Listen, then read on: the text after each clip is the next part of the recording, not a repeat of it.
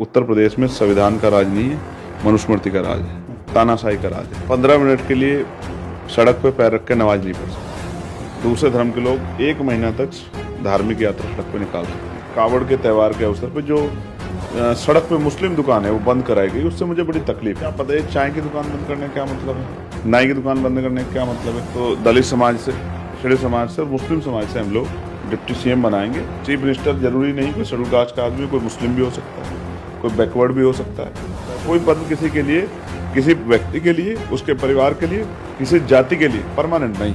अभी हम बहुत जल्द पिछले वर्ग का सम्मेलन में बुला रहे हैं। अच्छा, अभी तो मैं कह रहा हूँ ना, अभी तो लिंगड़ाई आगे और लड़ाई, अभी तो नींद हराम हो जाएगी बहुत सारे लोगों की। तीसरे पंचायत चुनाव का रिजल्ट आएगा, आपको पता लग जाएगा। आजाद समाज पार्टी उत्तर प्रदेश के बड़े दलों में शामिल हो जाएगी, क्योंकि साथियों नमस्कार, मैं हूं नीरज पटेल और आप देख रहे हैं नेशनल जनमत। आजाद समाज पार्टी के अस्तित्व बचाओ, भाईचारा बनाओ, प्रबुद्ध सम्मेलन की चर्चाएं उत्तर प्रदेश में आम हो गई थीं। उसी बीच में आजाद समाज पार्टी मुस्लिम संवाद नाम से एक सम्मेलन करती है। ऐसे दौर में, जिस दौर में तमाम सियासतदान अपने मुंह से इस समाज का नाम तक लेना नहीं चाहते, मेरे साथ आजाद समाज पार्टी के राष्ट्रीय अध्यक्ष और नगीना से सांसद चंद्रशेखर आजाद जी हैं। इस दौर में जब तमाम वो लोग जिन लोगों को मुस्लिमों ने कई सालों वोट दिया, वो लोग अपने मुंह से मुस्लिमों के मुद्दों की बात नहीं कर रहे हैं, आप मुस्लिम संवाद कर रहे हैं, वो भी लखनऊ में बैठ करके, क्या वजह है? जब हम बहुजन समाज की बात करते हैं तो मुस्लिम समाज भी बहुजन समाज का एक बहुत बड़ा हिस्सा है। और जो उनके खिलाफ गलत बयानबाजी करके, गलत तरह से चीज़ों को प्रस्तुत करके, इतिहास को जिस तरह से भाईचारे को तोड़ा गया है, अगर हम भी औरों की तरह ही व्यवहार करेंगे तो उनमें और हमें फ़र्क क्या बचेगा? तो सच्चाई, क्योंकि इतिहास आपने तो नहीं लिखा, जिसके हाथ में कलम थी उसने लिख दिया। तो इतिहास को पढ़ना पड़ेगा और इतिहास को जानना पड़ेगा, इतिहास को लोगों को बताना पड़ेगा। तो जब बहुजन समाज का बड़ा हिस्सा है और उनकी बात हम ना करें, बहुजन समाज का मतलब सिर्फ SC ST नहीं है, OBC भी है, मुस्लिम भी हैं, अन्य धार्मिक अल्पसंख्यक भी हैं, जिनमें जैन, सिख, बौद्ध, ईसाई सब लोग आते हैं। तो हमें जो आज के हालात हैं और जिस तरह से वो हिंसा का शिकार हो रहे हैं, और एक घटना जो बहुत बड़ी, जिसने मुझे, ये हालांकि बाद में हुई, ये कार्यक्रम पहले तय हो गया था, वो जो इसलिए हुई कि कावड़ के त्यौहार के अवसर पर जो सड़क पे मुस्लिम दुकान है वो बंद कराई गई, उससे मुझे बड़ी तकलीफ हुई। बहुत शहरों से खबरें आ रही हैं। मैंने सरकार से मांग की है, जो इनका परिवार चलाने का जो दैनिक जो खर्च है वो कम से कम इनको दे दीजिए, जिससे इनके घर को में इनके बच्चे भूखे भी ना मरे, इन पर जो है तमाम तरह की परेशानी भी इनके ऊपर जो है उनका प्रभाव ना पड़े। तो अदरवाइज आप बताइए, चाय की दुकान बंद करने का क्या मतलब है, नाई की दुकान बंद करने का क्या मतलब है, और जो छोटे मोटे कारोबार की दुकान है। मैं समझता हूँ किसी भी समाज को अगर तोड़ना हो, उसको नुकसान पहुंचाना, तो लाठी मारने की जरूरत है, उनके आर्थिक नुकसान पहुंचा दो। और आप देखो, लंबे समय से आर्थिक बहिष्कार करो, आर्थिक बहिष्कार करो, ये भी एक आर्थिक बहिष्कार का दूसरा रूप है। और अगर पुलिस ये कहती है कि भाई लॉ एंड ऑर्डर डिस्टर्ब होता है, तो फिर आपकी कानून व्यवस्था क्या है, जिसकी दुहाई आप देते हो कि ऐसी कानून व्यवस्था है, परिंदा पर नहीं मार सकता, ये नहीं हो सकता, वो नहीं हो सकता। देखिए, संविधान इस देश में सभी को सामाजिक, आर्थिक, धार्मिक आज़ादी देता है।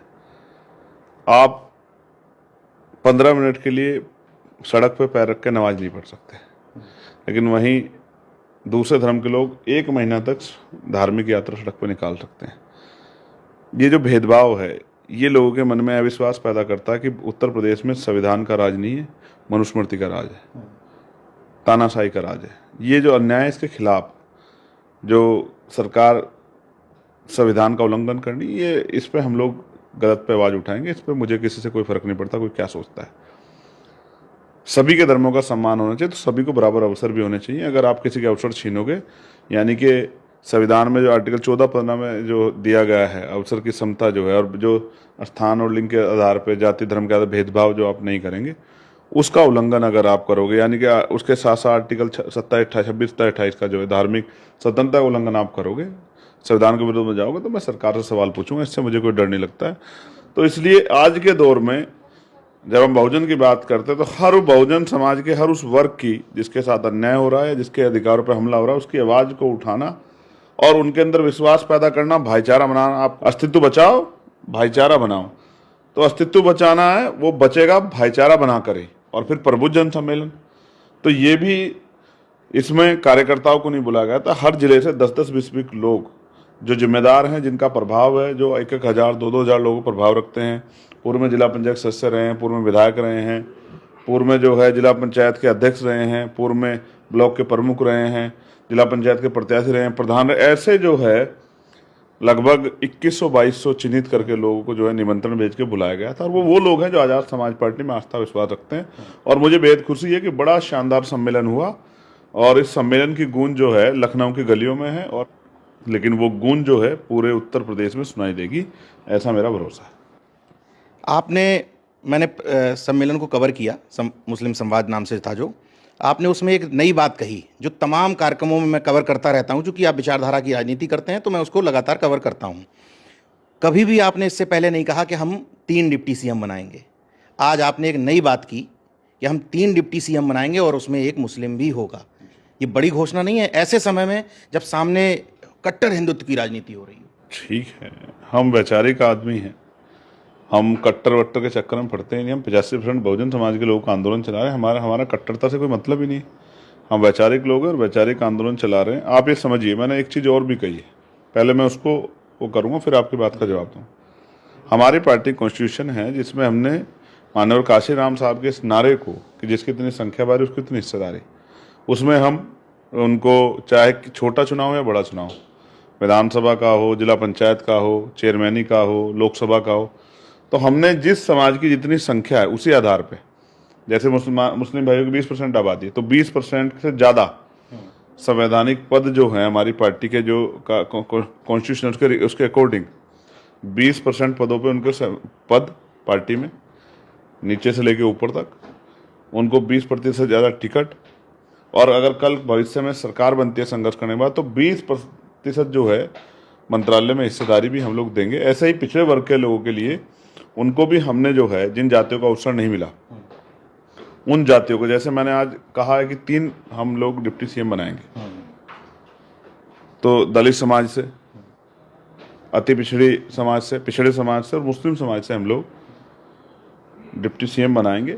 ये मेरा आज आपसे वादा है। चीफ मिनिस्टर जरूरी नहीं कोई शेड्यूल कास्ट का आदमी, कोई मुस्लिम भी हो सकता है, कोई बैकवर्ड भी हो सकता है, शेड्यूल कास्ट किसी अन्य जाति का भी हो सकता है और अति पिछड़ी जातियों का भी हो सकता है। हमारी पार्टी कॉन्स्टिट्यूशन ये कहता है कि हमारे यहाँ कोई भी आदमी प्रदेश अध्यक्ष हो सकता है बहुजन समाज का, कोई भी आदमी चीफ मिनिस्टर बन सकता है पार्टी से, कोई भी आदमी राष्ट्रीय अध्यक्ष हो सकता है। कोई पद किसी के लिए, किसी व्यक्ति के लिए, उसके परिवार के लिए, किसी जाति के लिए परमानेंट नहीं।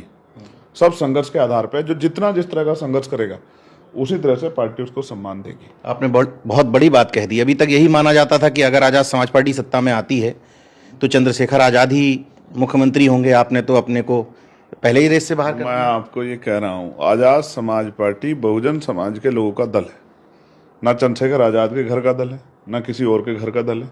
जो आदमी जितनी मेहनत करेगा और समाज जिसको जितनी स्वीकारता देगा उसी आदमी को इस आंदोलन को आगे बढ़ाना है। मैं तो एक सिपाही हूँ। मैं तो चाहता नहीं था 2022 में जब मैं चुनाव हारा, इतना मानसिक रूप से तकलीफ आई कि इतनी लड़ाई लड़ने के बाद सपोर्ट नहीं मिला, तो मैंने पार्टी में ये पेशकश की कि आप मेरे अलावा अगर आपको लगता किसी और आदमी को आप राष्ट्रीय अध्यक्ष बनाना चाहते हैं तो मैं बिल्कुल तैयार हूँ। मैं चाहता हूँ मुझसे बेहतर अगर कोई तो उसको बनाया जाए। पार्टी में मीटिंग हुई, 2 दिन के बाद तय हुआ कि नहीं, आप ही को दोबारा से कंटिन्यू करना है। फिर जब लोकसभा का समय आया, इस पर मीटिंग हुई, तो मैंने उनसे कहा कि आप जिसे लड़ाओगे मैं जाके उसके लिए प्रचार करूँगा। लेकिन 2023 में मुझे गोली लगी तो सिचुएशन बदली। पार्टी के लोगों ने फैसला लिया कि हम 2 सीटों पे लड़ेंगे, 1 या 2 पे। अलायंस में नहीं गए तो अकेले लड़ेंगे, और अलायंस में गए तो फिर सब जगह से जाके अपना काम करेंगे जहाँ जो जिम्मेदारी अदा करनी है कॉन्स्टिट्यूशन को बचाने के लिए।